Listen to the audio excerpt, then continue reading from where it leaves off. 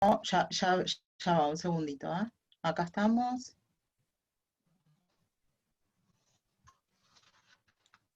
Sí. Contestame en el chat. Sí, sí. Bueno.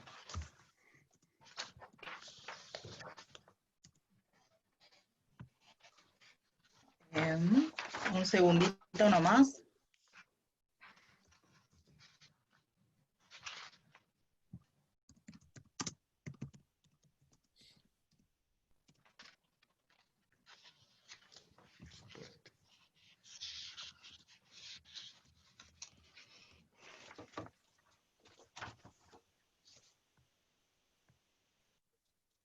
Bueno, creo que ya estamos, ¿no? Marcelo. Bueno, muy buenas tardes a todos y todas. Hay gente de distintos puntos del globo terráqueo. Realmente el instituto en estos meses ha utilizado mucho estas herramientas digitales y dentro de la desgracia que es esta emergencia, ha sido una gran oportunidad para poder dialogar con gente con la que inexplicablemente no dialogamos más seguido. Así que estoy muy contento por esta actividad.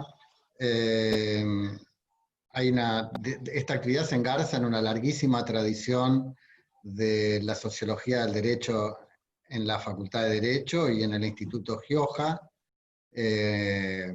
Recordemos nomás que el primer director del instituto cuando recomenzó la democracia fue el sociólogo cordobés Juan Carlos Agulla, y esa impronta sociológica, empírica, ha estado siempre presente. También por el interés de los temas, así que les deseo que tengamos una muy fructífera discusión, y aprovecho también para felicitarte, Laura, por el último encuentro que organizaste también a través de Zoom, que tuvo una participación inédita para este tipo de actividades, también aprovechando las herramientas virtuales. Así que bueno, te felicito también por este encuentro y les deseo una fructífera conversación. Bueno, muchas gracias, Marcelo, por las felicitaciones y fundamentalmente por el apoyo para que la propuesta del seminario se pueda desarrollar y llevar adelante. Un especial agradecimiento al Consejo Asesor, que el año pasado aprobó la propuesta de tener este seminario en el Instituto Gioja, así que yo estoy muy feliz por eso y muy emocionada justamente por lo que referías, por la importancia que ha tenido el instituto en el desarrollo de la disciplina a través de sus distintos referentes. Italia ha tenido una presencia muy importante, la sociología del derecho italiana, la sociología del derecho alemana, y siempre el instituto ha sido reconocido a nivel internacional, así que podamos desarrollar en este espacio un seminario de sociología jurídica me trae una profunda alegría, así que mi agradecimiento especial a vos, a Luciana como autoridades y al Consejo, reitero, al comité asesor que aprobó la propuesta. Bueno, un poco decir que estamos, esta es la primera actividad que se hace en el marco del Seminario de Sociología Jurídica, que tiene entre sus objetivos reunir en el ámbito del instituto a especialistas del derecho, la sociología y otras disciplinas que se dedican a la sociología jurídica y o realizan estudios sociojurídicos, además de generar un intercambio entre investigadores, docentes, profesionales, especialistas, estudiantes e interesados en general para debatir temas propios del campo de la sociología jurídica o los estudios de derecho y sociedad. Asimismo, promover el intercambio y el debate de trabajos de investigación con perspectiva sociojurídica y discutir y analizar y comparar las investigaciones que en cada momento se desarrollen sobre los diferentes campos en los que trabaja la sociología jurídica. Respecto de la modalidad de trabajo, hemos propuesto reuniones quincenales y en el marco de esas reuniones, bueno, debatir, intercambiar acerca de textos, de bibliografía, de estudios empíricos en el campo de la sociología jurídica. Es un espacio, entonces, que se propone como encuentro para todos aquellos interesados en la disciplina.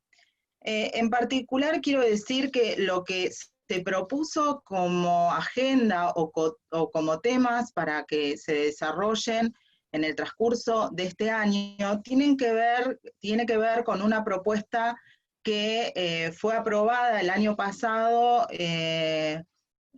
por el Comité Internacional de Sociología Jurídica de la Asociación Internacional de Sociología Jurídica, el Research Committee on Sociology of Law de la International Sociological Association, y que la propuesta de trabajar sobre derecho y sociedad digital, reimaginando el futuro, proviene entonces de este ámbito institucional, de esta organización.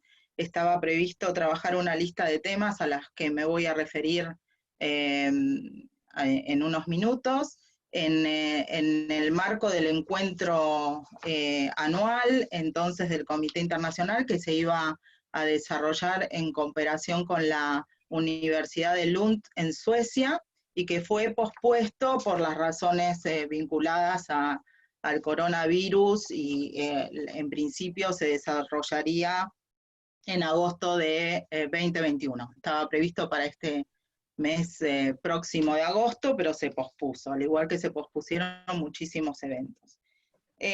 Como les decía, el título de esa conferencia, que era Derecho y Sociedad Digital, reimaginando el futuro, se propuso con el objetivo de, como dice en las difusiones que se hicieron y que se siguen haciendo de este encuentro mundial, con el objetivo de proporcionar un lugar de encuentro intelectual para una reinterpretación del pensamiento sociojurídico clásico y moderno con respecto a la sociedad digital en rápida evolución.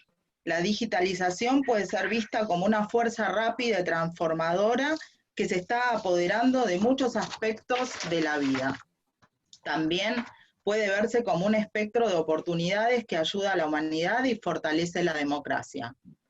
Acá vamos a ver con la exposición de Celso cómo puede destruir, no fortalecer. A lo largo de la historia, las tecnologías emergentes han puesto un reto para los paradigmas jurídicos, y hoy en día esto es quizás más relevante que nunca. Durante los últimos 4 decenios, desde el nacimiento de Internet, la sociedad a todos los niveles está cada vez más impregnada por la tecnología digital. Sectores fundamentales como la educación, la atención de la salud, el bienestar social, los negocios, la política, la seguridad se ven profundamente afectados. En un nivel micro, lo digital hoy en día es un aspecto inevitable de nuestra vida cotidiana, independientemente de si estás conectado o no. Como el tecnofetichismo y la tecnofobia tienden a ocupar la corriente principal de comprensión de los futuros digitales. Es demasiado fácil olvidar que estas tecnologías reflejan ineludiblemente las condiciones sociales, jurídicas e históricas que exigieron su desarrollo. En un mundo desigual, los privilegios y las desventajas de los avances digitales tampoco se comparten de manera equitativa. Esto subraya, más que nada, la necesidad de deshacer los errores del pasado e imaginar un proceso más inclusivo y democratizado de producción y mantenimiento de las innovaciones que conformarán el futuro próximo.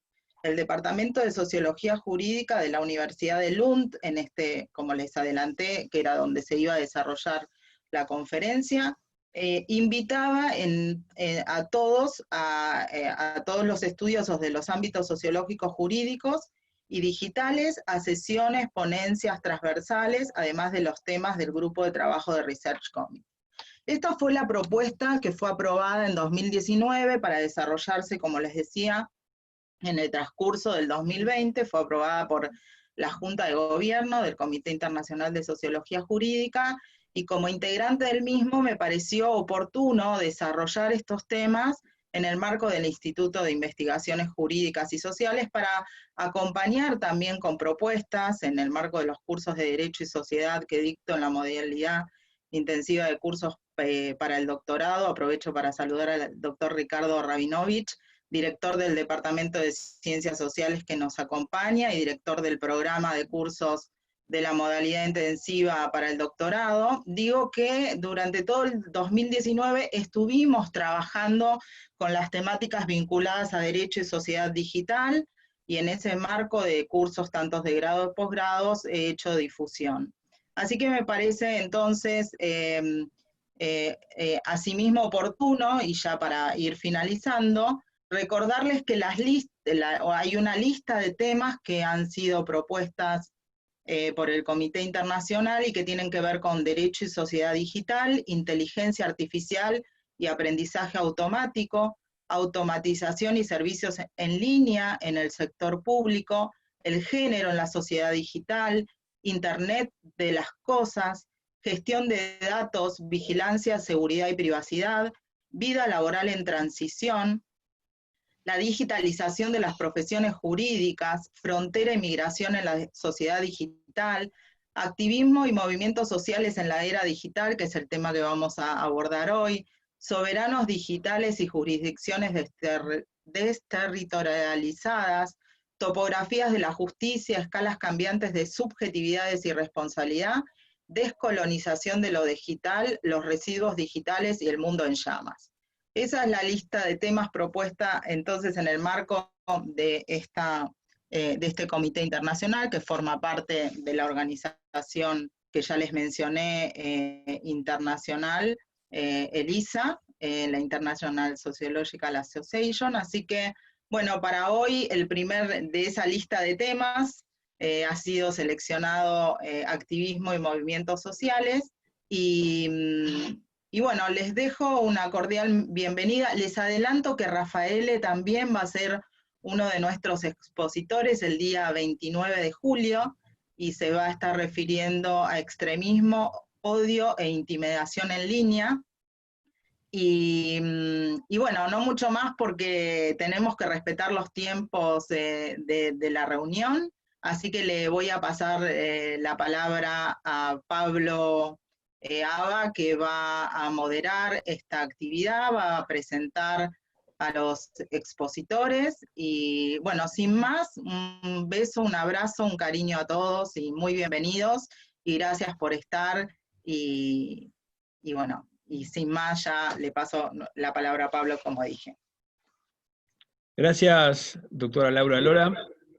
En primer lugar, para presentar el tema de activismo y movimientos sociales, creo que es fundamental que nos retrotraigamos al clásico libro de Marcus Olson sobre la lógica de la acción colectiva, donde decía que la suma de una persona o un movimiento implicaba algún tipo de acto de racionalidad individual.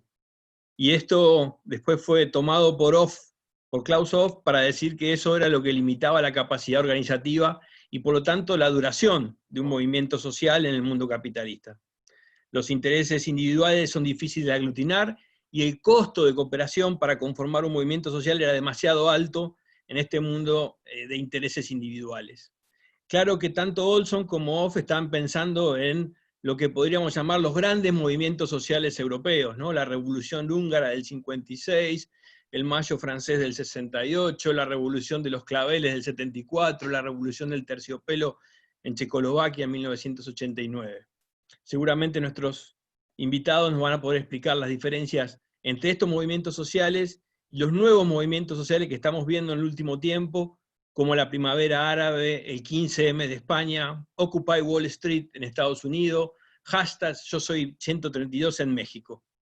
Claramente estos dos tipos de movimientos sociales tienen una profunda relación entre dos aspectos, que es la ocupación de las calles y la participación de los jóvenes activamente en los dos tipos de movimientos sociales. Pero creo que en los últimos, y en esto quizás podamos profundizar con nuestros invitados, es la aparición de, por un lado, el uso de Internet y las redes sociales para su organización y la coordinación, lo que permitiría dejar de lado la preocupación de Offe sobre la duración en el tiempo. Y el segundo carácter, que me parece que es interesante analizar, la segunda característica, es el carácter fragmentario de los nuevos movimientos sociales. Los movimientos ahora son sumatorio de grupos y por tanto quizás prefieren denominarse colectivos, ¿no? O sea, ya no movimientos sociales, sino colectivos, como es el caso del movimiento LBGT. ¿Hasta dónde hoy llegan estos cambios? Es la pregunta que nos queremos hacer hoy, y por eso vamos a escuchar a nuestros invitados. En primer lugar, al doctor Celso Fernández Campilongo, que es maestro y doctor en Sociología Jurídica de la Universidad de San Pablo, profesor de la Facultad de Derecho de la Universidad de San Pablo y actual subdirector, y de la Pontificia Universidad Católica de San Pablo, actualmente jefe del Departamento de Teoría del Derecho. Fue profesor visitante de la Universidad de Salento y viceministro de Justicia en el año 2002. Es miembro de la Asociación Brasileña de Sociología del Derecho. Entre otras obras escribió Movimientos Sociales e Interpretación del Derecho, Protestas Sociales dentro del Derecho, y en su libro, justamente este último libro, va a hacer una revisión sobre los diferentes tipos de movilizaciones sociales de la década del 70, con libros clásicos como Turén, pero va a llegar hasta el análisis de Boaventura de Sousa Santos, de quien considera que es el único de todos los autores que relaciona los movimientos sociales con el derecho. Y de ahí creo que es el interés particular para nosotros y para nuestra disciplina, la sociología del derecho, escuchar las reflexiones del doctor Celso Fernández Campilongo. Lo escuchamos.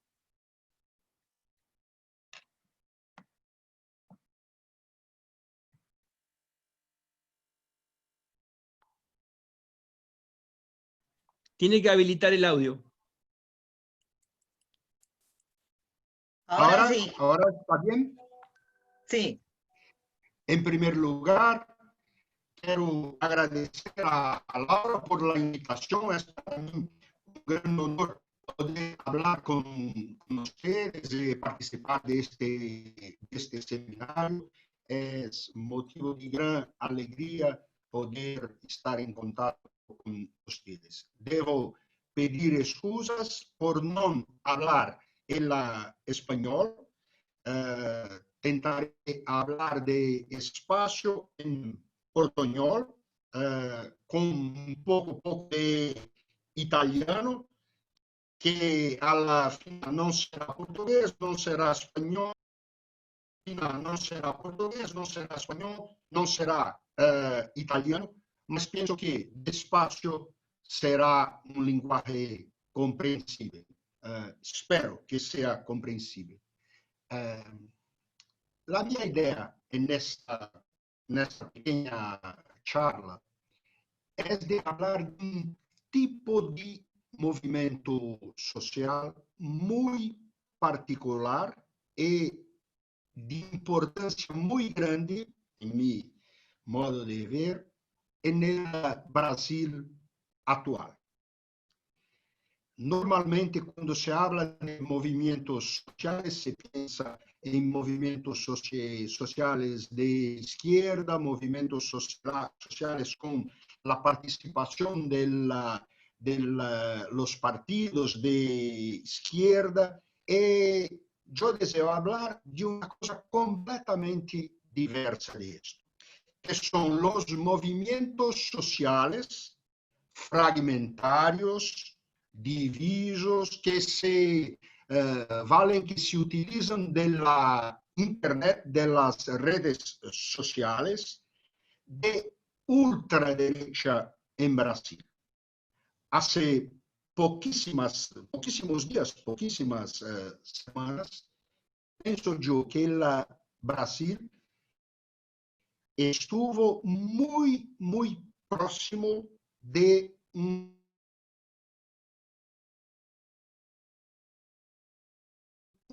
golpe de Estado porque los militares, aquellos en puestos de comando, muy próximos. Es porque los adhirieron a la provocación, a la propuesta del presidente Bolsonaro, que deseaba este golpe militar, que es una persona no democrática, autoritaria, y que tiene una vinculación que hace una utilización de estos movimientos de ultraderecha curiosa, que debe ser estudiada y comprendida de modo más claro y ser considerada en serio. Hace pocos días, en una de estas charlas, Rafael participaba de esta charla y la Juliana Magalhães, no sé si la Juliana segue este seminario. Juliana es una profesora de Río de Janeiro que trabaja con nosotros hace muchos años y hace estos movimientos de un mes, 2 meses, yo decía que Bolsonaro era un tipo estúpido, era un tipo cretino, era un tipo claro, y Julián sabe. Él me hizo un comentario que es correcto. Hace pocos días es correcto una observación, que hablar que Bolsonaro es un tipo estúpido. Juliana es una profesora de Río de trabaja con nosotros hace muchos años, es político. Conferencia de este tipo puede ser que sea todo eso estúpido, mas no hace las cosas en modo ingenuo. Es muy maquiavélico en la utilización de los movimientos sociales de modo ingenuo. Juliana es muy los movimientos, esquema de poder. Bolsonaro a más o menos como 33% del electorado brasileño hoy. De estos 33%, más o menos significa tirar menos como 12% son muy en el debate político. Más o menos son estos 12% de modo ingenuo. Es muy intensa la móvil ultraderecha. Fanáticos ultraderecha, con 33%, Bolsonaro está muy cerca. Los 33%, 12%, son estos muy cerca. Hacen la derecha con estos movimientos violenta, antidemocrática. De estos movimientos que son una cosa importante en este momento para comprender la relación entre derecho y movimientos violenta, antidemocrática.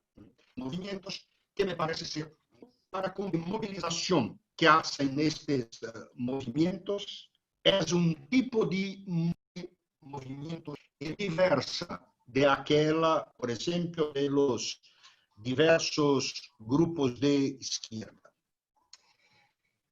Para comprender la origen de este tipo de movilización, se puede prender de empréstimo como un soporte teórico para la explicación el fato de que, en general, los movimientos sociales nacen, son generados, sus temas tienen origen en la negación de derechos, en la percepción de que existen derechos que no son efectivados, reconocidos a algunos grupos sociales. La idea de exclusión es una idea importante para comprender en general los movimientos sociales. No es diverso aquello que acontece, que sucede con los movimientos brasileños de ultraderecha. ¿Por qué? Hace algunos años, en el año 2013, por la primera vez, era aún presidente Dilma Rousseff, 2013. En este año, en Brasil, nosotros asistimos a una serie de protestas sociales en diversas ciudades simultáneamente. Eran movimientos con una convocación, una movilización sin la participación de los partidos, sin la participación de los sindicatos y sin la participación de los movimientos sociales más convencionales, más tradicionales. Fundamentalmente, en 2013, la movilización era una movilización a través de Internet, a través de las redes sociales. Un tipo de movilización en aquel periodo nuevo en Brasil. En los primeros días son conocidas en Brasil como las jornadas de junio de 2013. En las primeras movilizaciones tenía una participación de los partidos de izquierda, en modo particular del Partido de los Trabajadores, del PT. Pero la participación de los partidos de izquierda fueron, digamos, expulsos de las manifestaciones. Y por la primera vez después de la redemocratización de Brasil, nosotros vimos movimentaciones en las calles populares con mucha gente sin la participación de los grupos de izquierda. Populares es una manera, obviamente no es la única, de comprender aquello que se sucedió en la elección de Bolsonaro hace un año y medio. ¿Por qué? Estos movimientos hacían la contestación del sistema político convencional, tradicional. Eran movimientos contra los partidos, movimientos en modo particular contra el Partido de los Trabajadores. Eran movimientos en un momento de la vida política brasileña, donde el desempleo era muy pequeño comparado a la situación actual. Desempleo de 4%. El nivel de aceptación del gobierno Dilma era muy elevado. La situación económica de Brasil en aquel momento, una situación buena. ¿Cómo comprender movimientos populares que ganan las calles en Brasil en una situación que desde el punto de vista económico era buena? Protestaban contra o qué. Esto es un punto de partida para comprender un poco estos ultra radicales de derecha, cuál es su estrategia y cómo Bolsonaro fa sua aposta. Bolsonaro ha la confianza que puede expandir el potencial de estos 12% de radicales y hacer crecer la derecha brasileña y tal vez no en este momento tentar la implantación de un régimen verdaderamente autoritario, completamente autoritario. Los excluidos, aquellos que se tenían como excluidos en 2013, fundamentalmente esencialmente eran aquellos que protestaban fundamentalmente eran aquellos que protestaban el sistema político tradicional, porque no se venían representados por los partidos. Aquellos que venían de los estratos sociales con renta más baja. Policías militares, pequeños empleados, pequeños emprendedores, eran estos que no se venían representados por el sistema político brasileño. La movilización sin partidos, sindicatos y movimientos sociales se hace fácilmente y posible sin partidos, sin la intermediación de estos grupos.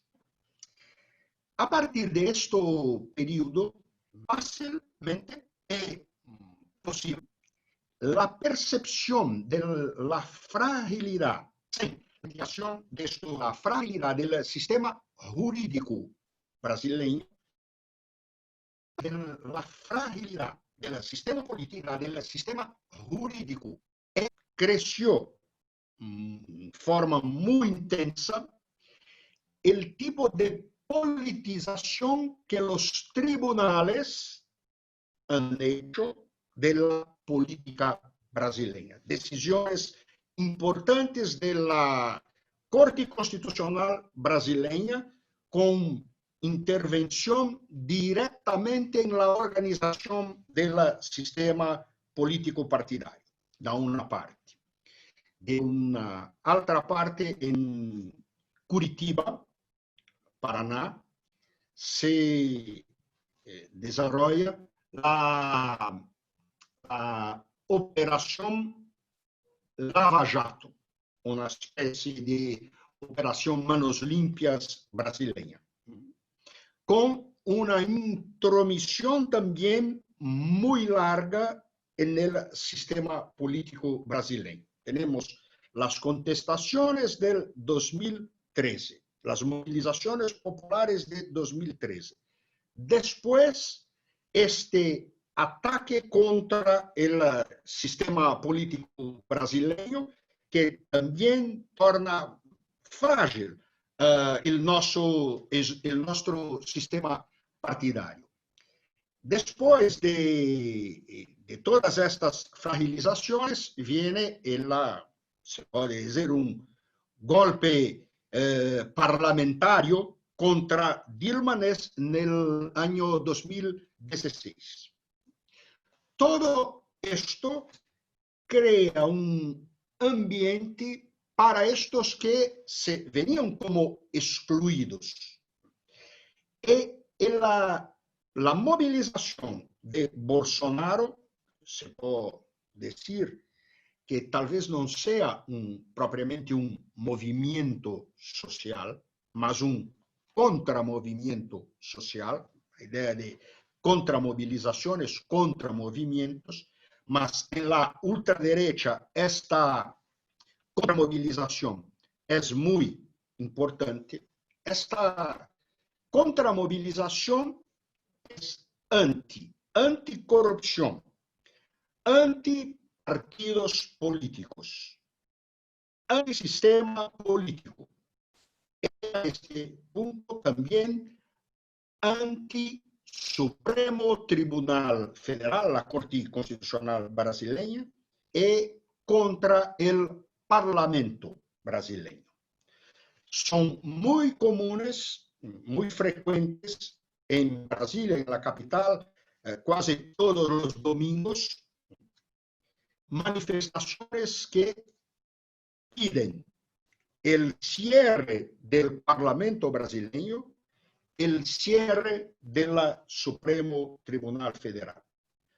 Bolsonaro es un tipo que fa una utilización de esos grupos y un estímulo a estos grupos. Y su relación con el derecho es una relación muy ambigua, muy curiosa o peligrosa, para decir poco. En este momento estamos en un periodo de inicio de la construcción del autoritarismo en Brasil. No es un proyecto, un plan para los próximos días. Es un plan de medio plazo.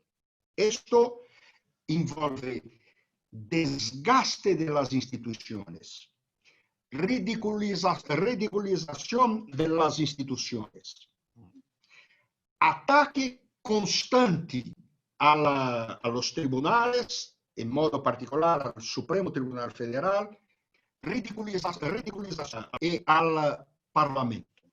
Esta es la estrategia en atacar. Y para esto, Internet, redes sociales. Esta es la estrategia. Y para esto, Internet, redes Twitter, son los instrumentos para difamar, divulgar en modo masivo, mecánico e electrónico informaciones falsas en el confronto de las autoridades, en modo muy especial del Supremo Tribunal Federal, de la Corte Constitucional brasileña.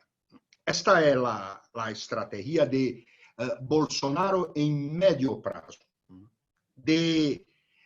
no de negar la Constitución o de negar el orden jurídico brasileño, pero de hacer de la Constitución brasileña y de las instituciones brasileñas una utilización completamente distinta y diversa de aquella prevista en la Constitución.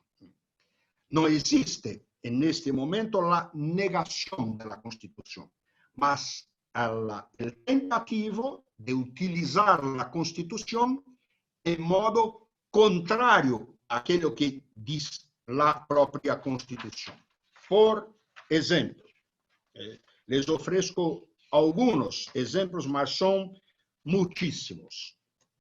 El artículo 142 de la Constitución brasileña no dice una palabra sequer sobre la atribución a los militares del rol de poder moderador, o una palabra siquiera sobre la posibilidad de los militares hacer una intervención militar supuestamente para la defensa de la democracia. Nada, nada.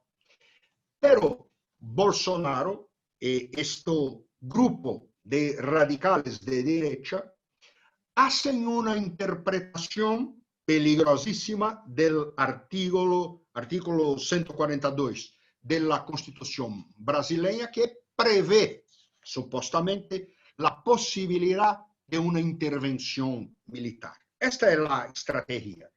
La Constitución no dice esto. Estos grupos radicales interpretan la Constitución de esta manera. Este es un ejemplo. Otros. La Constitución brasileña es una constitución que hace la defensa del medio ambiente, de la ecología. ¿Qué hace Bolsonaro? Mete como ministro del ambiente un tipo que no tiene nada que ver con la defensa del medio ambiente. Hace una utilización de las instituciones para destruir las instituciones. Por ejemplo, tenemos una fundación nacional importante contra el racismo, contra el prejuicio racial. ¿Qué cosa hace Bolsonaro? Mete como presidente de esta fundación un negro que dice que en Brasil no existe racismo.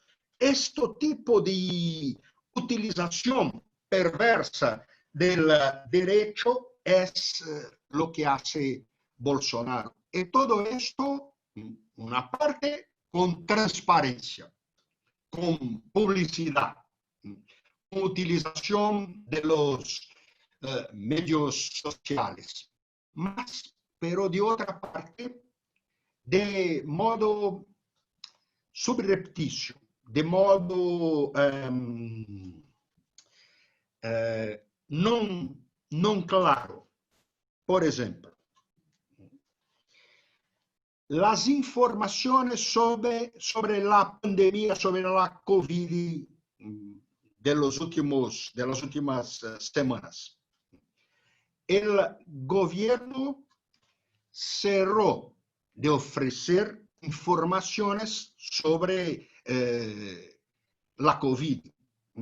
Modo nada transparente la forma de tratar de la pandemia entre nosotros. Entonces, nosotros tenemos una ley de acceso a la información y Bolsonaro intentó de flexibilizar esta ley de acceso a las informaciones. O sea, intransparencia, manera poco transparente de hacer la utilización del derecho, una utilización del derecho de modo completamente distinto de aquello que prevé la legislación. Otro ejemplo, la intención de Bolsonaro de armar la población, distribuir armas a la población, esto lo dijo más de una vez, para hacer la defensa de la democracia. Armar la población para hacer la defensa de la democracia. Entre estos excluidos, supuestamente excluidos, que integran los movimientos brasileños de ultraderecha, están los estratos más bajos de las Fuerzas Armadas brasileñas y también los estratos policiales, las policías, los estratos más simples y más bajos de las policías brasileñas. Bolsonaro hizo su campaña y su carrera política como una especie de liderazgo de los militares, en modo particular de los bajos estratos del ejército y de las policías. Estos son los excluidos.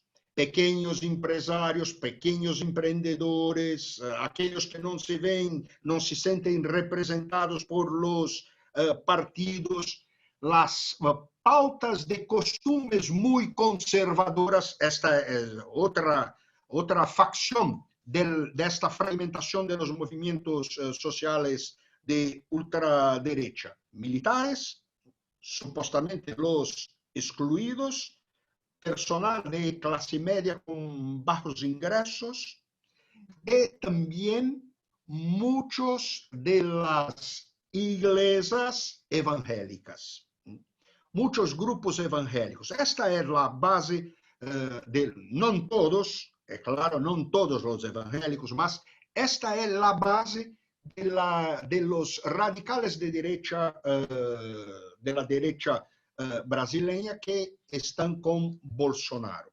¿Cuál es la estrategia de Bolsonaro? ¿Cuál es su idea?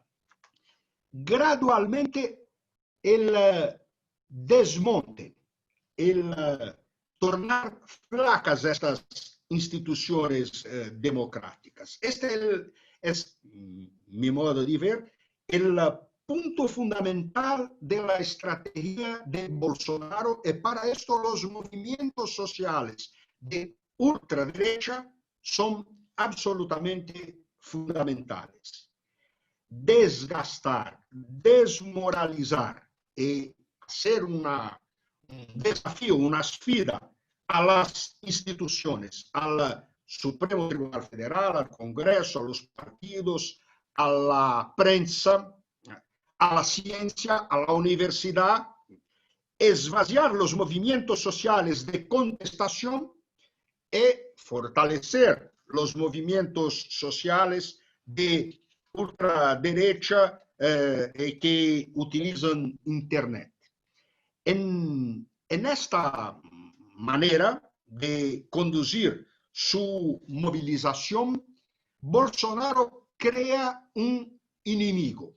El enemigo supuestamente son los corruptos, el enemigo son todas las fuerzas de izquierda.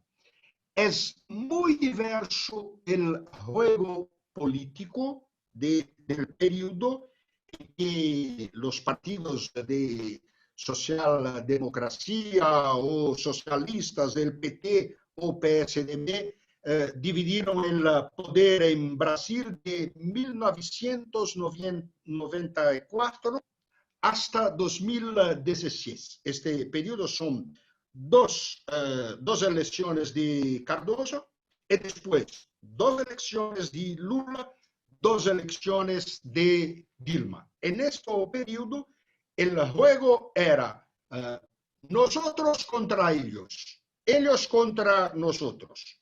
Ahora no es este el juego de la política. El juego de Bolsonaro es nosotros contra la izquierda, contra los corruptos, contra nosotros del sistema político tradicional. Es un juego completamente diverso. Es un juego de poco respeto a la diferencia entre gobierno y oposición. Y Bolsonaro hace su aposta en este sistema. Y lentamente, paulatinamente, su plano es un plano de destrucción de las instituciones democráticas, de gobernar sin oposición, sin prensa crítica, sin contestación y de esta manera, paulatinamente, destrucción de las instituciones, de gobernar sin oposición, sin contestación, sistema contra el sistema político podrá derrotar, vencer las instituciones. Si esta estrategia de medio plazo no funciona, su intención, que hace 15 días, un mes, él intentó anticipar, yo no tengo duda que su proyecto, su plan, es la implantación de un régimen autoritario en Brasil. Para esto, son los grupos que están atrás de Bolsonaro, atrás de este contramovimiento social. Aquellos que se manifestaron en 2013, sin movimientos sociales estructurados, sin partidos, sin sindicatos. Aquellos que se organizaron en torno a la operación Lava Jato, nosotros los llamamos de lavajatistas, los defensores del juiz Moro y de la operación Lava Jato anticorrupción. El antipetismo, aquellos que combaten el gobierno de Lula, el partido de Lula, es una corriente muy fuerte en esta extrema derecha, el antipetismo.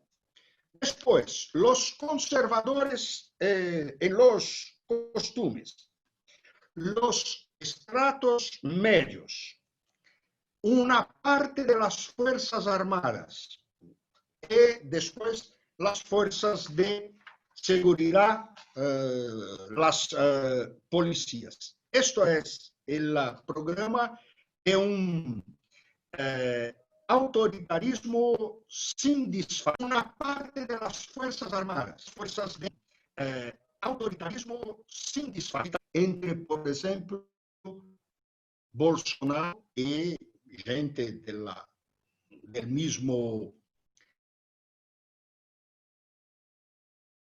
como Trump o como Boris Johnson, por ejemplo. Con una diferencia importantísima. Trump y Johnson, estos dos son tipos autoritarios, antidemocráticos, mas no participaron de ninguna dictadura y no defienden abiertamente el retorno a una dictadura. En este sentido, Bolsonaro es muy diverso porque participó de una dictadura y defiende abiertamente el retorno a una dictadura. Para esto, fake news, noticias falsas en las redes sociales, se transforman en un instrumento.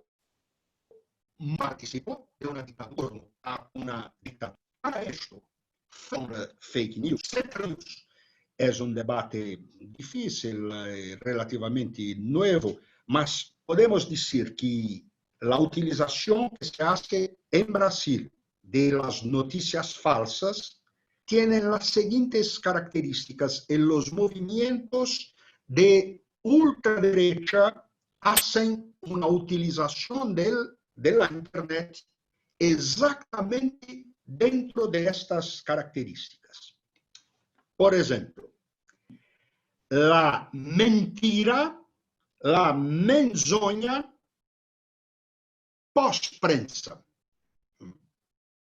No son noticias que vienen en la gran prensa, son noticias que son divulgadas en Internet, en una forma de media social diversa de la estampa de la prensa tradicional. Las fuentes de informaciones de estas noticias son fuentes completamente no conocidas, no públicas. La autoría de las informaciones es una autoría que no se consigue descubrir quién son los autores de estas informaciones. Una autoría forjada, falsa. El propósito de estas fake news es aquel de lesar derechos, negar derechos. También una otra característica de las fake news. Las fake news tienen una vinculación con una tecnología. Negar derechos. Lo saben utilizar muy bien. La vinculación a tecnologías digitales, a Big Data, a motores que hacen las investigaciones para identificar preferencias en muchas de las estrategias de Bolsonaro para movilizar estos grupos de ultraderecha están íntimamente vinculadas a estas tecnologías digitales. Hacen una utilización muy intensiva de estos mecanismos. Doctor Fernández, tiene cinco minutos más. Está bien. Noticias falsas. Son noticias que dan lucros, ganhos políticos y económicos. Para concluir en estos 5 minutos que me restan, estos tipos de movimientos sociales de ultraderecha.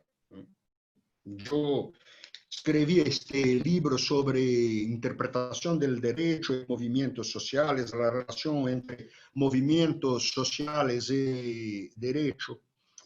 En este libro construyo una distinción entre dos tipos de movimientos sociales. Un tipo que los llamamos de movimientos sociales de desintegración. La palabra desintegración no debe ser tomada con un sentido negativo. Movimientos de desintegración son movimientos que respetan la diferenciación funcional como una característica de la sociedad moderna, que respetan la diferenciación entre derecho y política, la diferenciación entre derecho y economía y el modo mucho particular de relación entre derecho y política, derecho y economía propio de las democracias. El otro tipo de movimiento social, en este libro, yo los llamo como movimientos sociales de integración. Esta integración puede ser examinada con un sentido negativo. Estos movimientos de integración son movimientos que no respetan las diferenciaciones funcionales. Son movimientos que esperan una reducción drástica de la complejidad, que desaparezcan las diferencias entre gobierno y oposición, que desaparezcan las diferencias entre derecho y política. Y desean una politización intensa de todas estas áreas. Son movimientos de reducción drástica de la complejidad y de introducción de modelos autoritarios de ejercicio del derecho. Son claramente y asumidamente movimientos sociales no democráticos. Fake news, noticias falsas, son un instrumento muy poderoso, sin mucho control jurídico, un instrumento muy poderoso para la implementación de estas estrategias autoritarias. Muchas gracias, fue aquello que me ocurrió de hablar para los amigos, en modo especial los amigos argentinos, sobre aquello que sucede con los movimientos brasileños de ultraderecha en el gobierno Bolsonaro. Muchas gracias. Pablo, tenés el micrófono apagado. Muchas gracias, Celso. Muy clara tu exposición. Creo que nos has iluminado respecto de esta temática tan actual y sin duda tu libro nos va a aportar. Ahora que ya encendió su micrófono, Pablo, le cierro el mío. Muchas gracias, doctor Fernández Campilongo, por el diagnóstico y el acercamiento a la realidad brasileña. Quería decirle a todos los participantes que quienes quieren hacer preguntas lo pueden hacer a través del chat de la transmisión y la vamos a transmitir a los expositores al final de las exposiciones. Ahora me toca presentar a la doctora Natalia Aruguete.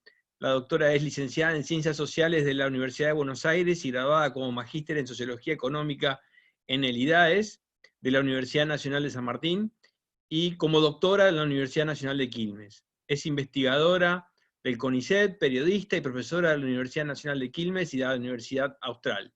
Se desempeña como colaboradora en la revista Le Monde Diplomatique y en Página 12 y en la revista Agenda Pública.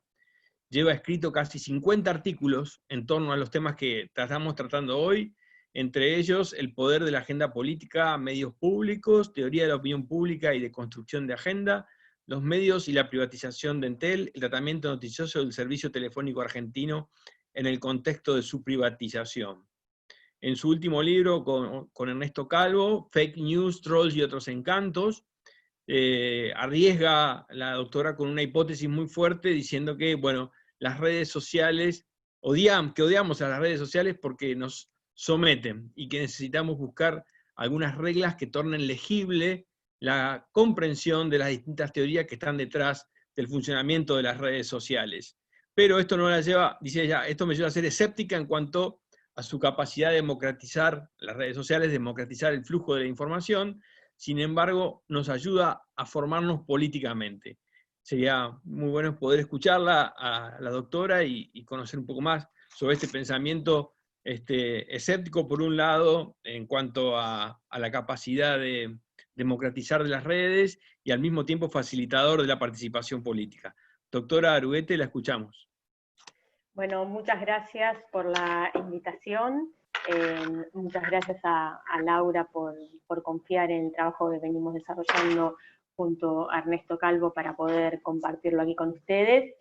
Y me place enormemente poder hablar con todos y todas después de la excelente exposición que ha hecho el doctor Celso, porque en alguna medida, tal vez visto desde afuera, visto desde estas coordenadas, voy a tratar de continuar con las ideas que él planteó, con la mirada macro social y política que ha planteado Celso, y voy a tratar de inmiscuirme en las estrategias de estos sectores de derecha en las redes sociales más particularmente. Lo cierto es que no quiero detenerme solamente en entender la producción, creación, circulación y propagación de fake news en términos de enfocarnos en los emisores y creadores de estas fake news, sino en pensar también en qué medida la demanda popular de fake news es lo que garantiza su propagación. ¿Esto nos hace malos? No, de ninguna manera nos hace malos. Lo cierto es que no podemos solamente entender las fake news como manipulación de sectores y actores de poder, sino como parte y expresión de las polarizaciones actuales en las sociedades que estamos analizando, y pensar esas polarizaciones no solamente en términos políticos, sino también en términos afectivos y emocionales. Y entonces, ¿a qué me quiero referir con esto? Una de las preguntas que nosotros nos hacemos en el libro, y que es una de las hipótesis que planteamos en nuestro trabajo, es la de preguntarnos por qué creemos, por qué se supone que nosotros iríamos a creer cuestiones que son obviamente falsas. Y lo cierto es que en realidad ninguna cuestión es obviamente falsa. Preguntémonos, por ejemplo, en alguna de las noticias que circularon en medios tradicionales o en medios digitales, tal vez en algunos casos apócrifos, pero que se presentaban como medios tradicionales y que inicialmente podíamos pensar perfectamente que podían ser verdaderas, ¿no? Son dos ejemplos que circularon en Argentina en las últimas semanas, y que no teníamos por qué imaginar que esas noticias fueran falsas, y sin embargo lo eran. Ahora vuelvo a la pregunta, ¿por qué creeríamos cosas que son obviamente falsas? Y lo cierto es que nuestras creencias y nuestras certezas alrededor de los asuntos públicos se forman a partir de las relaciones entre pares. Digamos, no hay verdades materiales por fuera de lo que nosotros vamos construyendo colectivamente sobre esas verdades. No hay realidades objetivas por fuera de cómo colectivamente construimos esas realidades, ¿no? En ese punto, cuando nos proponemos trabajar en el cruce entre la comunicación y la ciencia política, y apuntar el ojo a pensar en la creación y circulación de noticias en redes sociales, pero también fuera de las redes sociales, asumimos la idea fenomenológica de que la realidad se construye socialmente. Entonces, ¿cómo se da la construcción de esa realidad en redes sociales y cómo es que vamos asumiendo verdades entre comillas, y forjando determinadas definiciones de la realidad en redes sociales? Nosotros establecemos una distinción en principio entre noticias falsas y fake news. Y es una distinción analítica que la necesitamos muchísimo para poder analizar en qué contextos políticos, sociales y culturales tienen lugar las fake news y en cuáles otros tienen lugar las noticias falsas. Cuando analizamos las noticias falsas, nos detenemos fundamentalmente en pensar en el contenido de esa falsedad.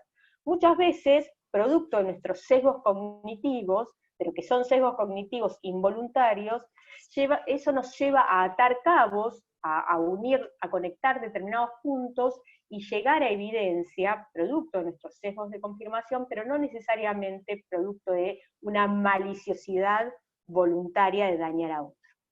Entonces, cuando eso se produce, muchas veces incurrimos en falsedades, desinformaciones y descontextualizaciones que no necesariamente tienen la voluntad política de dañar al otro.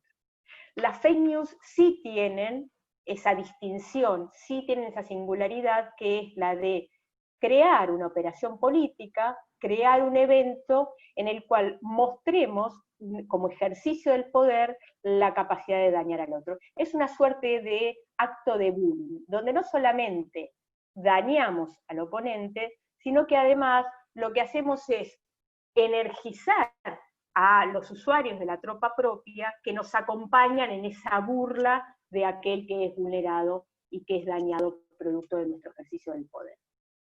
¿En qué contexto entonces nosotros analizamos? ¿En qué contexto virtual y social analizamos como condición de posibilidad la propagación de redes sociales? Cuando los eventos políticos que tienen su manifestación en la interacción en redes sociales se polarizan. Solemos hablar mucho de polarización, pero lo cierto es que no siempre podemos entender cómo se manifiestan esas polarizaciones en la interacción en redes sociales.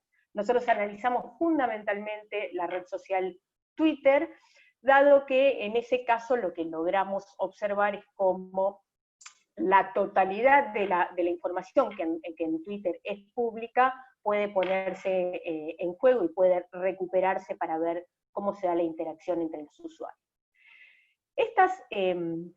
Estas manchas que vemos aquí representan la interacción alrededor de algunos eventos. En general se trata de campañas electorales cercanas a elecciones. Vemos a la izquierda debajo la campaña electoral de 2016 en Estados Unidos, debajo a la derecha se vio la campaña electoral en Argentina del año pasado, arriba a la derecha es la campaña venezolana, y arriba a la izquierda vemos la campaña electoral de Argentina en 2017, que coincidió con la desaparición del joven Santiago Maldonado, que luego fue encontrado muerto. ¿Por qué decimos que estas son redes polarizadas? Porque lo que observamos aquí es que estas manchas están integradas por millones de usuarios que participan de la interacción alrededor de estos eventos, Santiago Maldonado, de las elecciones en Estados Unidos, Argentina o Venezuela. Y cuando decimos que estas redes se polarizan, nos referimos fundamentalmente a que los actores, los usuarios que participan allí, suelen interactuar entre sí y no interactuar con los mensajes que están generando usuarios que están del otro lado de la grieta. Estas redes polarizadas, donde tenemos mayor tendencia a comunicarnos entre iguales y a evitar y reaccionar negativamente contra los mensajes que están del otro lado, lo que observamos es que son polarizaciones que muestran sobre todo un sentimiento, una emoción de rechazo a todo aquello que no se parece a lo mismo. Por supuesto que esto está convalidado por los algoritmos en las redes sociales, no todo tiene que ver con las intolerancias subjetivas, pero sí me parece importante insistir con esta idea. nosotros entendemos la polarización como la distancia que nos separa del otro. Y en ese punto, distintos dispositivos y distintos recursos, sobre todo recursos comunicacionales, pueden aumentar esa distancia. No solamente esa distancia, sino que también pueden acentuar y modificar las percepciones que tenemos sobre la realidad. Y cuando termine esta exposición me voy a referir a este punto en particular, poniendo como ejemplo lo que está ocurriendo en este momento con la COVID-19. Entonces, insisto, la polarización como una distancia afectiva percibida por los usuarios que nos separan de otros. Quiero entonces tratar de graficar esta polarización que fue muy singular durante la campaña electoral de Brasil, de las elecciones en Brasil en 2018, no solamente por la polarización convencional que se dio allí, sino por los mecanismos que se aceitaron para poder generar una verdadera campaña de fake news. Y una verdadera campaña de fake news que no tuvo solo ni necesariamente a WhatsApp como principal difusor, sino que tuvo a otras redes sociales. Y lo que quiero mostrar también es cómo ciertas regulaciones que generaron las compañías de las redes sociales, como Facebook o como Twitter, tuvieron impacto en la interacción en estas redes sociales. Entonces, ¿cómo se da cómo se dio, qué tipo de interacción se dio en la semana previa a las elecciones en la red Bolsonaro? Lo que nosotros observamos allí es claramente, al igual que en las otras polarizaciones que les mostraba en diapositivas anteriores, esta interacción entre usuarios se polarizó profundísimamente. Lo cierto es que estas dos burbujas de filtro que se arman, una hacia la izquierda, que coincide con la izquierda en el espectro ideológico, y otra que se dispone a la derecha, que coincide también con la derecha en el espectro ideológico, tienen formas distintas.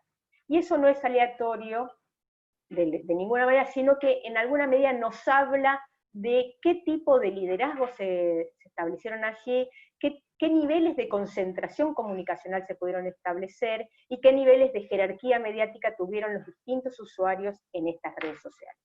Por caso, nosotros una interpretación que hacemos de la burbuja de la izquierda, digamos, que tiene que ver con la oposición al actual presidente de Brasil, pero que no solamente concentra al petismo, lo que observábamos allí es una cierta dispersión en los liderazgos de esta burbuja opositora a Bolsonaro. Y eso lo vemos en la disposición y en la forma que toma esa burbuja. Porque si ustedes se fijan bien, es una burbuja que parece como un tubo, no es un círculo compacto. Y eso tiene que ver con cómo están tironeando con sus interacciones los distintos usuarios que están interactuando en las redes sociales. Pensando también en la misma interacción entre usuarios en la burbuja pro-Bolsonaro, fíjense que allí se puede observar que la burbuja es mucho más compacta, es circular, y no se entuba para nada, pero sin embargo podemos ver otros dos elementos allí que son muy singulares de cómo se movió, de qué dinámica tomó la interacción en la red bolsonarista, y sobre todo es elocuente para pensar qué tipo de diseños y estrategias de propagación de fake news se hizo, de ataques virtuales, y sobre todo de estas coordinaciones entre trolls, aparato político y youtubers aristocráticos, solemos llamar.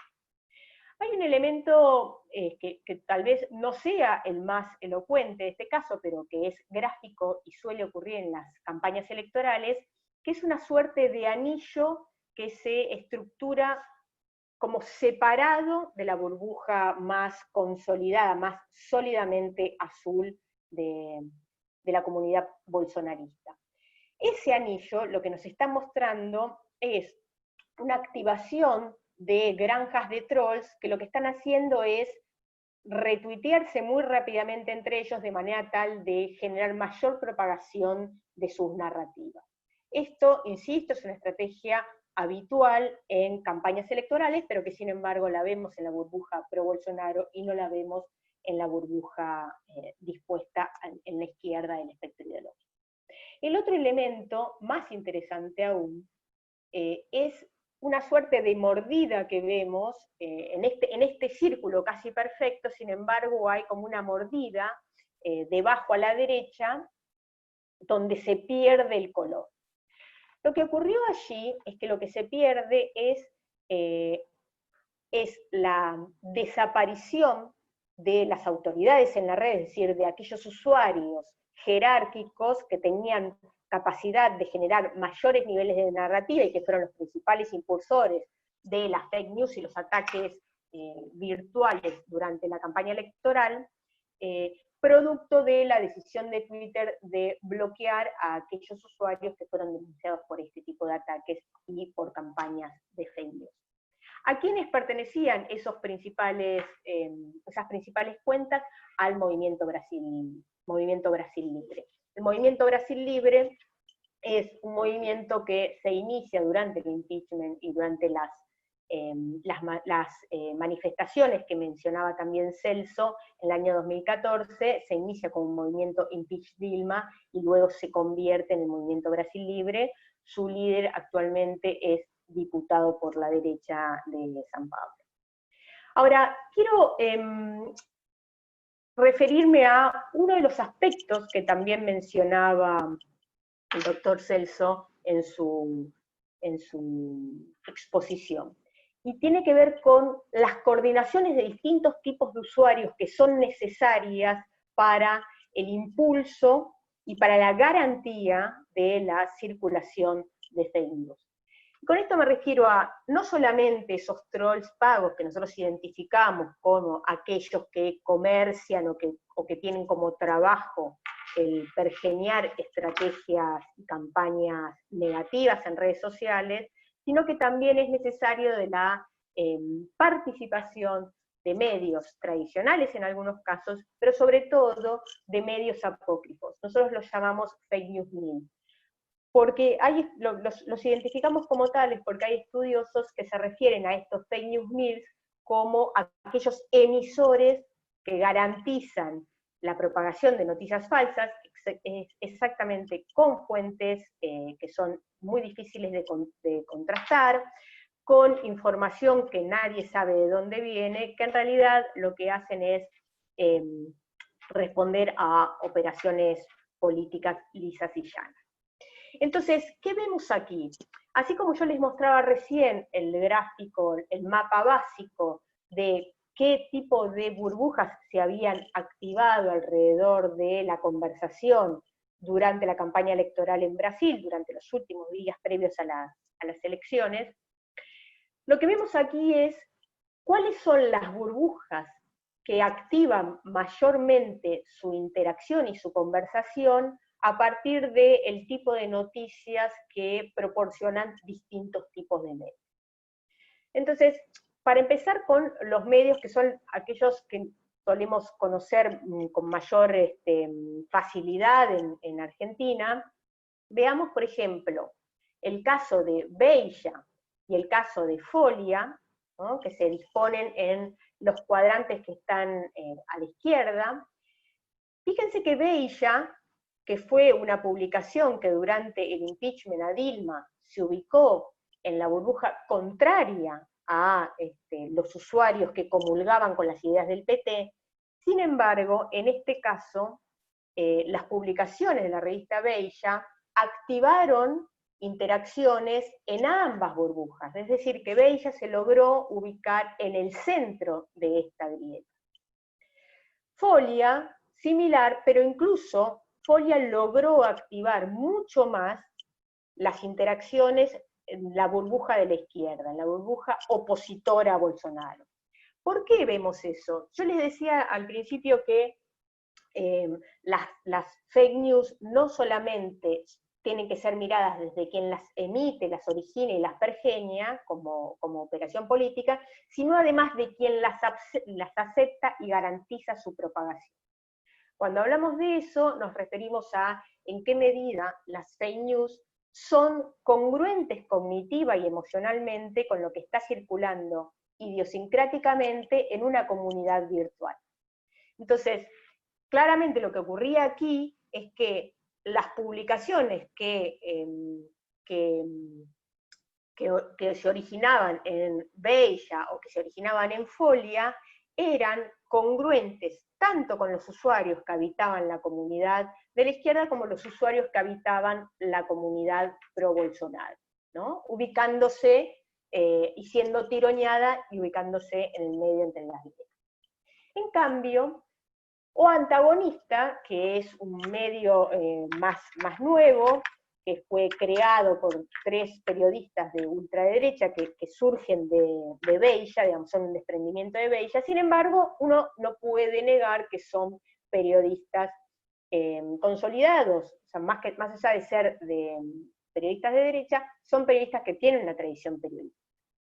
En cambio, en el lado de la derecha, lo que observamos es que aquellos medios que para nosotros son considerados fake news mil, que activaron casi exclusivamente la conversación en la burbuja de la derecha, en la burbuja que comulgaba con las ideas políticas de Bolsonaro, nos encontramos a Conexao Política y a República de Curitiba. Y para una anécdota que me parece elocuente para ver cómo se forma una fake news mil, que son estos medios apócrifos que pintan de criterios de noticiabilidad determinadas noticias, pero son noticias que uno no sabe de dónde vienen ni cuáles son las fuentes de información. Lo interesante es que República de Curitiba nace como una página de Facebook a partir de una filtración, de una comunicación entre Lula da Silva y Dilma Rousseff, donde Lula le dice hay que tener cuidado con República de Curitiba, refiriéndose al Poder Judicial paranaense. Y como respuesta de provocación a esa filtración, nace República de Curitiba como página de Facebook y luego se convierte en un medio digital apócrifo que en realidad estuvo al servicio de las operaciones políticas de fake news y ataques virtuales durante la campaña electoral.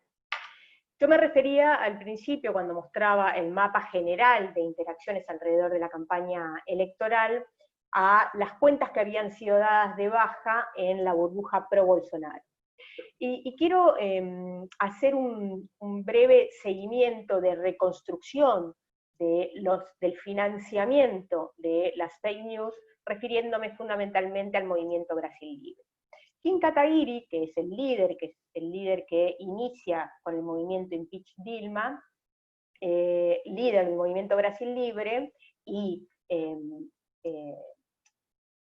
diputado por San Pablo, fue elegido 4º diputado, si no me equivoco, lidera el movimiento Brasil Libre, es un youtuber que además se hace popular como youtuber y en poco tiempo pasa a ser uno de los principales personajes reconocidos a nivel mundial, como de un liderazgo muy importante, pero un liderazgo muy creado virtualmente. Kim Kataguiri, que lidera el movimiento Brasil Libre, ese movimiento es financiado por la Fundación Jóvenes Liberales, que es uno de los brazos de los hermanos Koch. Los hermanos Koch son financistas estadounidenses republicanos que han financiado en los últimos 20 años las campañas electorales de los republicanos y que además han financiado campañas de partidos de derecha en varias partes de Europa.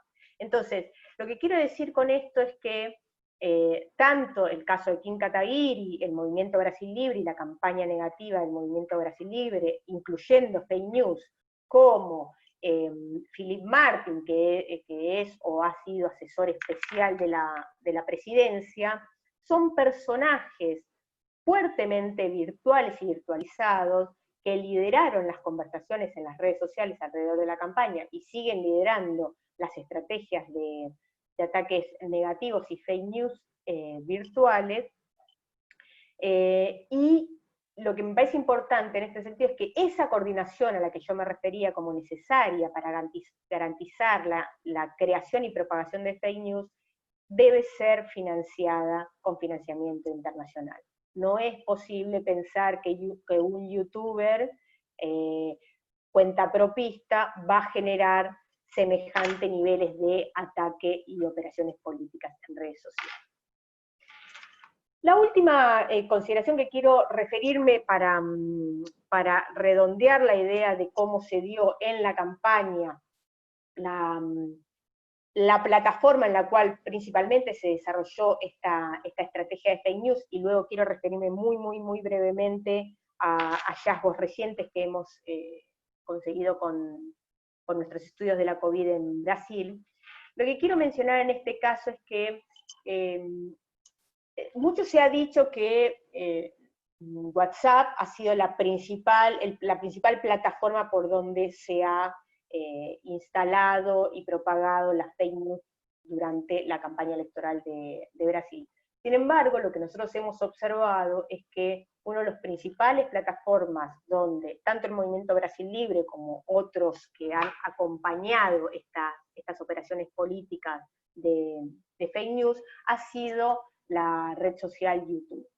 ¿Y cómo lo vemos? Porque así como observamos a la izquierda el mapa básico con la totalidad de las interacciones, fíjense que si nosotros consideramos la totalidad de las interacciones, hay una mordida en la burbuja pro-Bolsonaro, como les mostraba al principio, que muestra la caída, el bloqueo de las cuentas pertenecientes al Movimiento Brasil Libre y a otros generadores de campaña negativa durante las elecciones. Sin embargo, cuando nosotros observamos los enlaces a YouTube dentro de Twitter, no observamos esa mordida. Eso significa, nos da a nosotros la pauta de que, así como Facebook tomó la decisión de dar de baja 100.000 cuentas de WhatsApp, así como Twitter dio de baja muchísimas cuentas a partir de las denuncias de ataques y campañas negativas durante las elecciones, YouTube no tomó la decisión de regular. Entonces, una de las hipótesis que mantenemos a partir de estos estudios es que YouTube fue una plataforma muy efectiva para la propagación de fake news durante la campaña de Bolsonaro. No lo tenemos estudiado en el caso de la COVID aún, porque estamos en plena dinámica todavía, pero asumimos que YouTube puede llegar a ser también una de las plataformas que se están usando en este momento para generar fake news en Brasil durante la pandemia. Una última cuestión a la que me gustaría referirme es a hallazgos que hemos obtenido en una encuesta que echamos a campo hace apenas un mes en Brasil, México y Argentina, y querría referirme a lo que pudimos observar en algunos de los experimentos que hicimos en esa encuesta en Brasil en el marco de la COVID-19. La hipótesis que planteamos en este caso es que, así como nosotros entendemos una de las dimensiones de la polarización como una polarización subjetiva, como una polarización percibida respecto de la distancia que nos aleja del otro, y que esa polarización es afectiva en la medida en la que identificamos la distancia con el otro y además percibimos determinadas realidades a partir de nuestras identidades partidarias y a partir de nuestras emociones, también es importante remarcar que esta distancia respecto del otro, o respecto del otro con el que no comulgamos, se puede reforzar a partir de determinados encuadres comunicacionales a los que estamos expuestos cuando circulamos en redes sociales. Concretamente, si nosotros nos encontramos con mensajes en redes sociales negativos que profundizan la polarización, esos mensajes no solamente van a marcar la distancia del otro, sino que además van a influir en nuestras propias percepciones de riesgo, y eso es lo que pudimos comprobar en el marco de la COVID. Entonces, en este último gráfico lo que les quiero mostrar es en qué medida la identificación partidaria que tienen tanto los pro Bolsonaro como los petistas también influyen en la percepción de riesgo que la gente expresa en el marco de la pandemia. Entonces, fíjense la coincidencia y la coherencia que hay en las respuestas de los votantes, no solamente sobre el sentimiento de riesgo sanitario que tienen, sobre el sentimiento de riesgo laboral y económico que tienen, sino asimismo y cómo eso se condice con la apreciación que se tiene respecto de las medidas que se están llevando a cabo por parte de los gobiernos federales. Estos resultados, aún con menor nivel de polarización en la Argentina, son consistentes también con los resultados que obtuvimos en Argentina y son consistentes también con los resultados que obtuvimos en la encuesta que llevamos a campo en México. Concretamente, aquellos votantes que votaron por Bolsonaro tienen mayor propensión a aprobar las decisiones de política pública tomadas en relación con la COVID por parte del gobierno federal, aún con las discordancias que se observan entre el gobierno federal y los gobiernos estaduales, y eso se condice fuertemente o es inversamente proporcional a la sensación de riesgo sanitario y de riesgo laboral que observamos. Las líneas rojas en los dos gráficos de la izquierda nos están mostrando que los votantes de la línea roja, que son votantes que han votado por el PT o votarían por el PT, tienen mayor sensación de que es probable que se enfermen y mayor sensación de que es probable que pierdan el trabajo, y eso se condice con una mayor desaprobación respecto de las decisiones políticas del presidente de Brasil.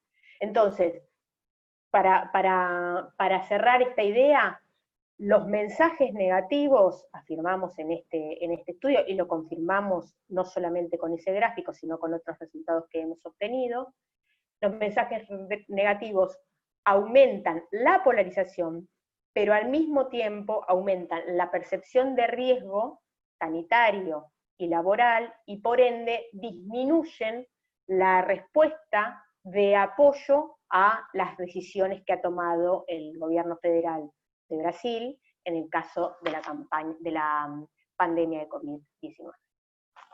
Muchísimas gracias por el espacio y quedo abierta a las preguntas que puedan surgir. Muchas gracias, doctora Natalia Aruguete. A continuación vamos a escuchar los comentarios del profesor Diego Dukelski Gómez, del Departamento de Filosofía de la Facultad de Derecho, y les recordamos que quienes quieran hacer preguntas lo pueden hacer mediante el chat, que vamos a transmitirle a los expositores al final de los comentarios del profesor Dukelski Gómez. Profesor. Bueno, muchas gracias Pablo, muchas gracias Laura, un gusto compartir este espacio con muchos viejos amigos, no viejos de edad, somos todos muy jóvenes, pero con amigos de hace muchos años como Rafael o como el propio Celso, que nos estuvimos viendo el año pasado en la Patagonia, y mucha gente conocida acá presente. Yo no los quiero aburrir, simplemente tomé algunas anotaciones y me gustaría destacar algunas cuestiones, muchas de las cuales ya en realidad dijo Natalia, con quien no nos conocemos para nada, pero un montón de las cosas que yo había anotado antes de empezar. Y fui anotando a medida que hablaba Celso, coincidieron con algunas de sus apreciaciones, ¿no? Una primera me hizo acordar a Homero Simpson, cuando le dice a Marge en alguna cosa que lo pesca, dice, para mentir hacen falta dos, uno que mienta y uno que crea. ¿No? Y algo de esto con las fake news hay, y además algo que me parece muy interesante. Yo voy a tirar títulos como para quedarnos pensando, no más que eso. Una de esas es, ¿qué posibilidades de éxito tienen todas las teorías contemporáneas de la democracia de corte consensualista, deliberativista, que se basan en recuperar la vieja idea del contrato social y la vieja idea de razón, ¿no? Y que apelan a una serie de categorías que eran propias de un sujeto racional ideal que nunca existió en verdad y que representaba un pequeño grupete de ilustrados hace 200 o 300 años. Pero ¿cuánto podemos confiar todo en la razón si está claro que cuando tomamos decisiones, incluso sobre aquello lo que vamos a considerar verdadero, la razón tiene un peso relativo en relación a otras cuestiones, como por ejemplo las emociones, ¿no? La segunda cuestión que me parece que metió acá Natalia, y que Celso posiblemente no tuvo tiempo de hacer toda la genealogía de los movimientos completos, es que la derecha, o incluso la ultraderecha latinoamericana, adolece no es una palabra que me gusta porque está bueno que quede claro, y no es un mérito tenerlo, no. Adolece de cierto nacionalismo. Quiero decir, nuestras derechas son derechas bastante poco anticoloniales. Es decir, que rápidamente se alinean con los Estados Unidos y las potencias centrales, ¿no? Y esta es una gran diferencia cuando vamos a analizar movimientos de derecha o de ultraderecha de América Latina en relación con los europeos, por ejemplo. Hay un viejo artículo publicado en Página 2 en el año 2008 que siempre recomiendo leer, de un señor que se llama Serio, que evidentemente es muy serio en lo que hace, que se llama El Nazi Sudaca. No sé si lo han leído alguna vez. Es un artículo maravilloso donde muestra cómo el Nazi Sudaca, como se burla él, es un tipo que adora a los Estados Unidos y no lo repudia como un nazi de ley. Quiero decir, este alineamiento de los intereses de la ultraderecha en América Latina con los intereses de los países centrales, básicamente de los Estados Unidos, del Partido Conservador, o de los partidos conservadores del hemisferio norte, me parece que son importantes para ser tenidos en cuenta, porque en realidad es lo que hacen, me parece a mí, y acá está algo en lo que capaz que disiento con Celso, es lo que hace que la distancia entre la derecha y la ultraderecha en América Latina, o en el caso de Brasil, y lo que podría pasar en Argentina eventualmente, no sea tan amplia. Es amplia en lo discursivo, se hacen los qué, pero la historia de apelar, por ejemplo, a los militares para defender la democracia, viene en la Argentina desde 1930. Los bombardeos a la Plaza de Mayo en el gobierno de Perón fueron en nombre de la democracia.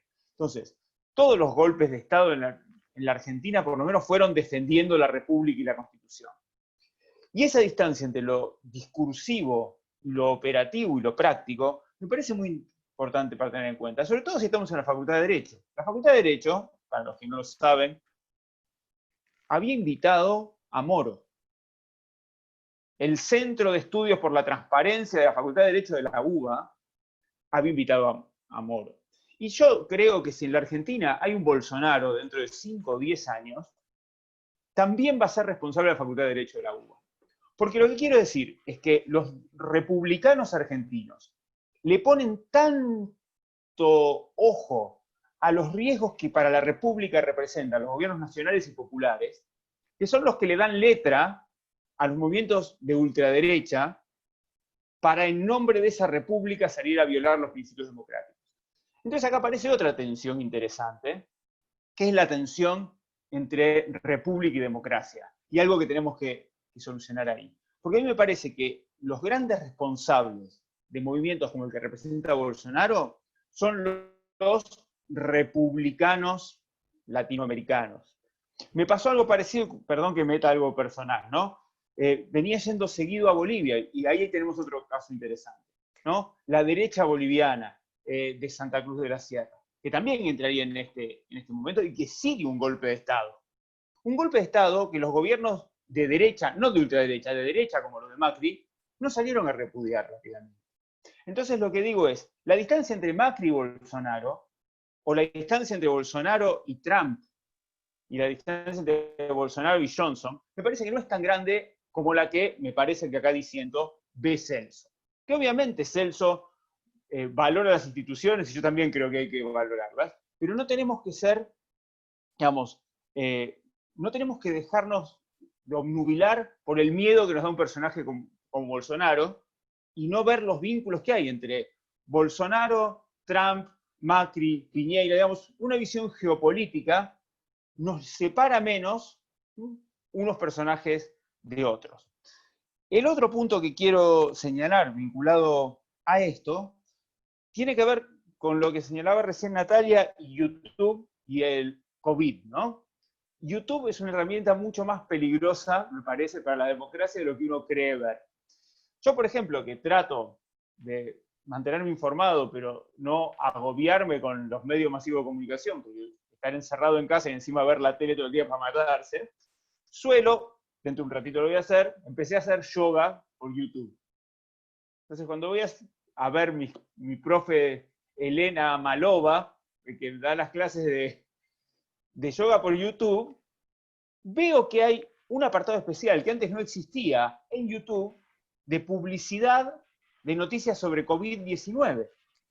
Antes me aparecía todo el tiempo Sting, los Rolling Stones, qué sé yo. Y ahora, aunque yo no entré nunca a nada de eso de COVID-19 en YouTube, me bombardean desde ese lugar. Entonces, lo que digo es, evidentemente, ninguno de estos movimientos funcionaría sin el apoyo económico que hace falta para sostener este tipo de campañas en redes sociales. Trolls, publicidad, ¿por qué los videitos simpáticos que yo subo dando clase no tienen el mismo éxito que otras cosas en las redes? Porque eso necesita un financiamiento. Y los grandes centros de poder económico mundial no tienen ningún problema en apoyar a figuras poco liberales. Es cierto, Celso, que ni Boris Johnson ni Donald Trump participaron de golpes de Estado, pero los dos partidos que ellos representan han financiado todos los golpes de Estado que hubo en América Latina. Y no podemos ser ajenos a esto. Entonces, yo creo que lo que tendríamos que pensar, y para terminar, porque le prometí a Laura 10 minutos, lo que tenemos que pensar es si no deberíamos repensar las democracias y los modos de representación democrática para evitar este tipo de brotes autoritarios. Porque cuando nos asustamos por autoritarios, ¿no? o perseguimos por autoritarios, o nos parecen atroces por autoritarios, los gobiernos nacionales y populares, por tomar algunas medidas que interfieren en el mercado, por ejemplo, y salimos a rasgarnos las vestiduras, no es ilógico que aparezcan unos defensores de la República que no tengan ningún problema en apelar a las armas o a la violación de derechos en la defensa de esa supuesta república. Última cuestión que quería señalar, y con esto termino, es que por eso me parece que para entender estas particularidades de América Latina, el giro que nos está faltando a los teóricos del derecho, ya sea de la filosofía del derecho, de la sociología jurídica, en América Latina, es el apelar a las categorías de la colonialidad. Porque la verdad que la colonialidad es la clave para entender estas diferencias. Es muy difícil hacerle entender a un europeo, por ejemplo, me ha pasado a mí personalmente con Luigi Ferraioli, que Ferraioli no asocie populismo con fascismo y que entren en la misma categoría Bolsonaro que Lula, porque los dos son populistas, de alguna manera. Entonces, repensar las categorías de la colonialidad y ver cómo no podemos traspolar los análisis europeos a América Latina, y hay unas particularidades que nos vienen atravesando, me parece que es clave para entender este fenómeno y para luchar por una democracia que no necesariamente tiene que ser la democracia liberal burguesa, porque está claro que quienes han podido resistir un poquito más a estos embates son aquellos que han repensado formas de democracia más participativa. Bueno, eso es lo que quería señalar, más allá de que hay muchísimo para comentar, y estuvieron fantásticas las dos exposiciones, y fue, bueno, un gusto volver a escuchar a Celso y una gratísima sorpresa escuchar a Natalia. los dejo en paz. Muchas gracias, Diego. Vamos a transmitir algunas preguntas. En primer lugar, la pregunta para el profesor Celso, vinculado a la diferenciación funcional del derecho con lo político en los movimientos sociales de desintegración. ¿No estaría limitando las posibilidades del uso político del derecho como una herramienta contrahegemónica? ¿Se entendió? Sí, ¿puede repetir? Sí. Si la diferenciación funcional del derecho con lo político en los movimientos sociales de desintegración no está limitando al derecho como una herramienta contrahegemónica.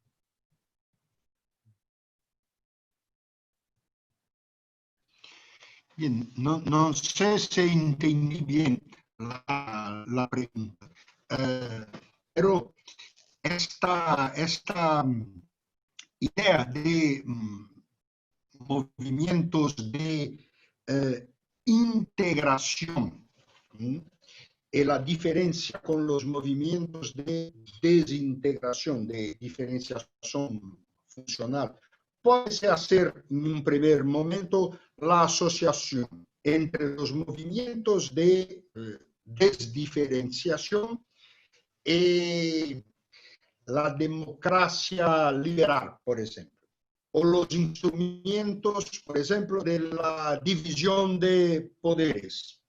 No sé si en este sentido es la pregunta. Los movimientos de desintegración se ajustan más fácilmente a los cánones, a los referenciales de la democracia liberal.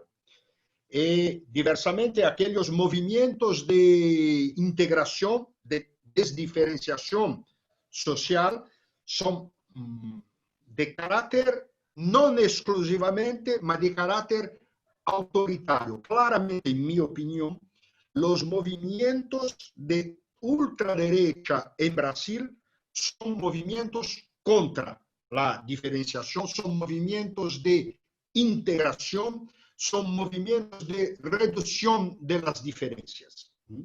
En los costumbres es así, en la utilización que hacen de las Fuerzas Armadas es así, en la crítica que hacen a la universidad es así.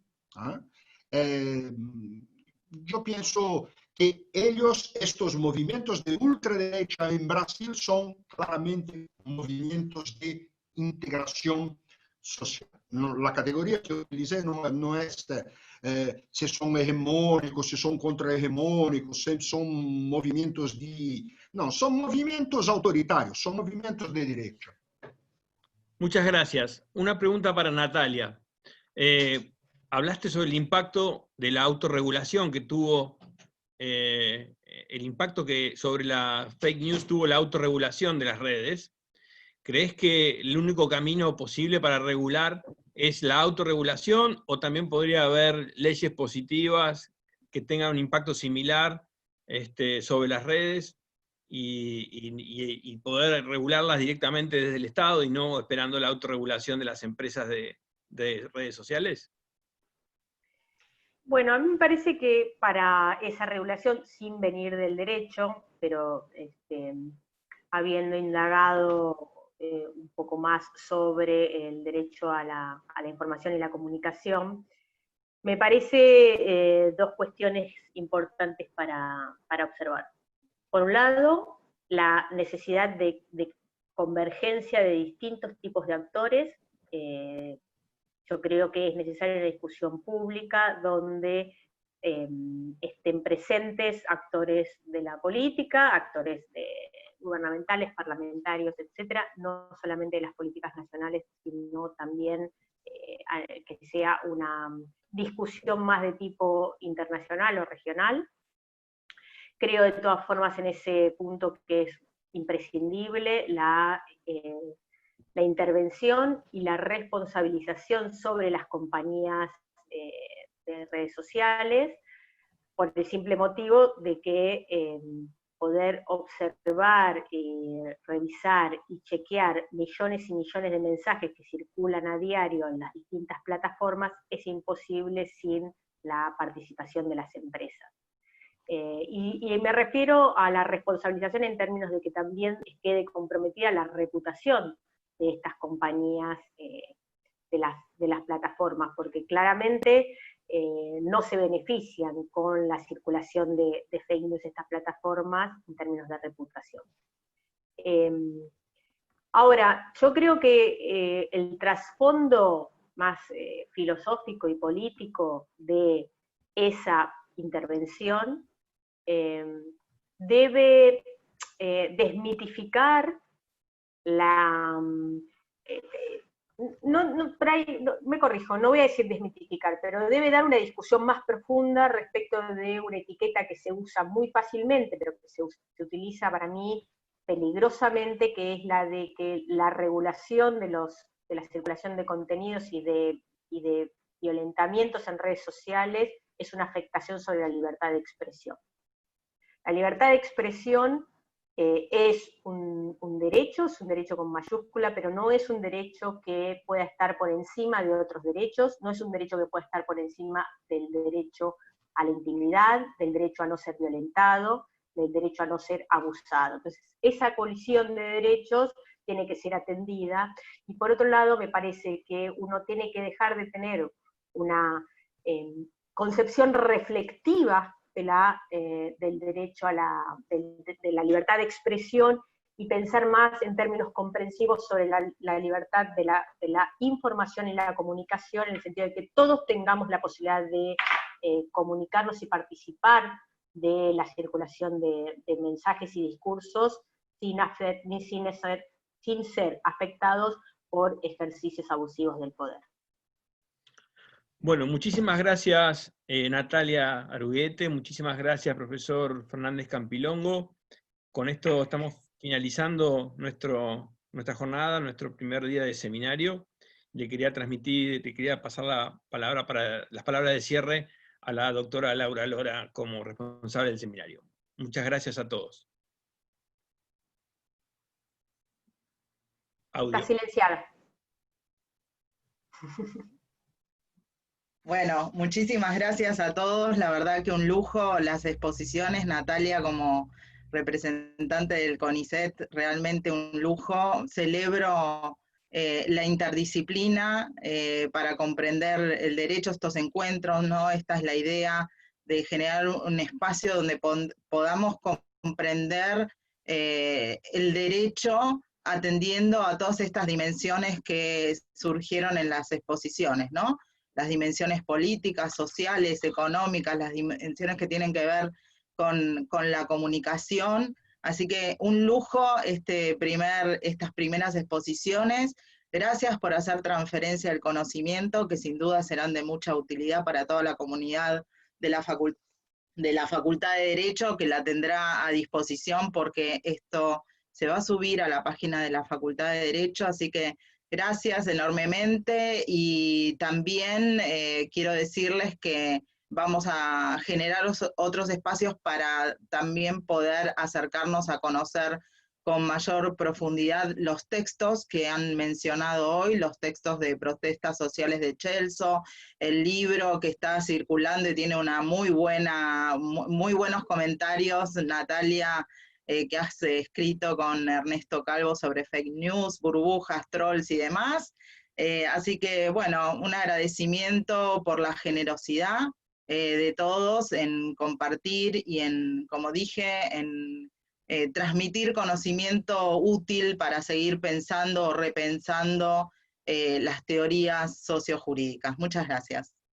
Muchísimas gracias por la invitación, fue un verdadero placer conocerlos y conocerlas. Vengo de otro ámbito, así que me encantó compartir este espacio y compartir nuestras producciones, y mis felicitaciones a todos y a todos quienes han dialogado en esta exposición. Bueno, gracias Natalia, ojalá que sigas compartiendo estos espacios de encuentro, como dije, quincenales. Celso, ¿quieres decir unas palabras de despedida? Muchísimas gracias a todos, muchísimas gracias a ustedes, a Laura en modo particular. Y después, leyendo la pregunta que me hizo Silvana, comprendí un poco mejor la pregunta. Después, si Laura me pasa la dirección de Silvana, puedo responder a ella en modo con más calma. Perfecto, Silvana, tomamos notas, vamos a quedar comprometidos con esto de ponerlos en contacto después de la finalización de la reunión. Bueno, Pablo, gracias, Diego, gracias a todos quienes nos han acompañado. Un agradecimiento especial a Enrique Zuleta Pucero, titular de la Cátedra de Sociología, en la cual tanto Pablo como yo y muchos de los que están acá presentes nos desempeñamos en el Departamento de Ciencias Sociales. Gracias por apoyar nuestras actividades. Y bueno, será hasta la próxima. Un cariño y nos vemos.